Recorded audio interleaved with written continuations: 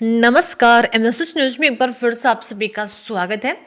तो जनवरी से शुरू हुआ दंगल दिसंबर में संन्यास तक पहुंचा। अब राजनीति के अखाड़े में ही दांव दिखाएंगे ब्रजभूषण शरण सिंह। तो वहीं भाजपा सांसद ब्रजभूषण शरण सिंह ने पहलवानी से तौबा करने का ऐलान कर दिया है।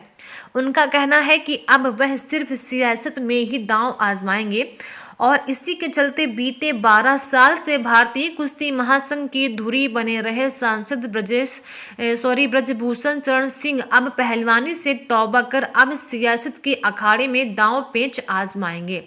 तो 30 साल से लगातार लोकसभा के लिए सांसद चुने जाने वाले ब्रजभूषण के लिए ये साल 2023 शुरुआत से ही कई मुश्किलें लेकर सामने आया है। और जब महिला पहलवानों ने सांसद ब्रजभूषण पर यौन शोषण जैसा गंभीर आरोप लगाकर भूचाल सा हिला दिया है, तो इससे पहले रेसलिंग फेडरेशन ऑफ इंडिया यानी कि WFI पर कब्जेदारी को लेकर CIC और जोर आजमाइश चलती रही है।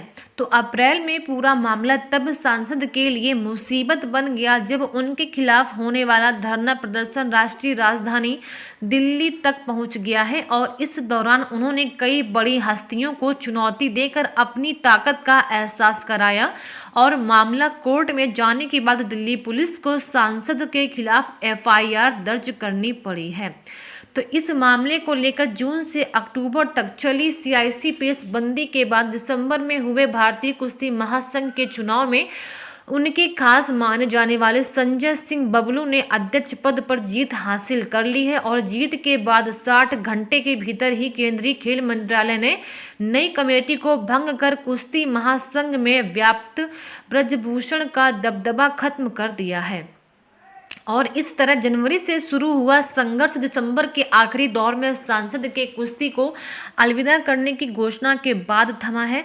तो 6 बार के सांसद रह चुके ब्रजभूषण शरण सिंह ने हर साल की तरह 2023 में भी 8 जनवरी को अपना जन्मदिन धूमधाम से मनाया था और इसके ठीक 10 दिन के बाद से उनकी मुश्किलें बढ़ने लगी हैं। तो यानी कि 18 जनवरी को ओलंपियन साक्षी मलिक और बजरंग पूनिया की अगुवाई में महिला पहलवानों ने WFI के तत्कालीन अध्यक्ष ब्रजभूषण पर यौन शोषण व धमकी देने का आरोप लगाकर जंतर मंतर पर विरोध प्रदर्शन शुरू कर दिया था और इसी दौरान पहलवानों ने अपने पुरस्कार तक भी सब कुछ वापस कर दिए हैं। तो धरना दे रही महिला पहलवानों के समर्थन में पहुंची कांग्रेस की राष्ट्रीय महासचिव प्रियंका गांधी वाड्रा को ब्रजभूषण शरण सिंह ने खुले मंच से चुनाव लड़ने की चुनौती दी थी। उनका कहना था कि प्रियंका अगर इतनी बड़ी नेता है तो वह यूपी के किसी भी लोकसभा सीट पर मुझसे चुनाव लड़ सकती हैं। साल के अगस्त महीने में व्यापारियों के एक सम्मेलन को संबोधित करते हुए कैंसरगंज सांसद ब्रजभूषण ने महिर से पतंजलि के नाम पर कारोबार कर रहे बाबा रामदेव के उत्पादों को नकली बताकर उनके खिलाफ सीधा मोर्चा खोल दिया था और इस मामले में पतंजलि समूह के निदेशक आचार्य बालकृष्ण ने उन्हें विधिक नोटिस भी भेजी हुई थी। तो खेल मंत्रालय की ओर से भारतीय कुश्ती महासंघ को निलंबित करने के बाद पूर्व अध्यक्ष ने कहा है कि वह कुश्ती से संन्यास लेकर अब अपना पूरा ध्यान सियासत में अखाड़े के विरोधियों को पटकनी देने पर लगाएंगे।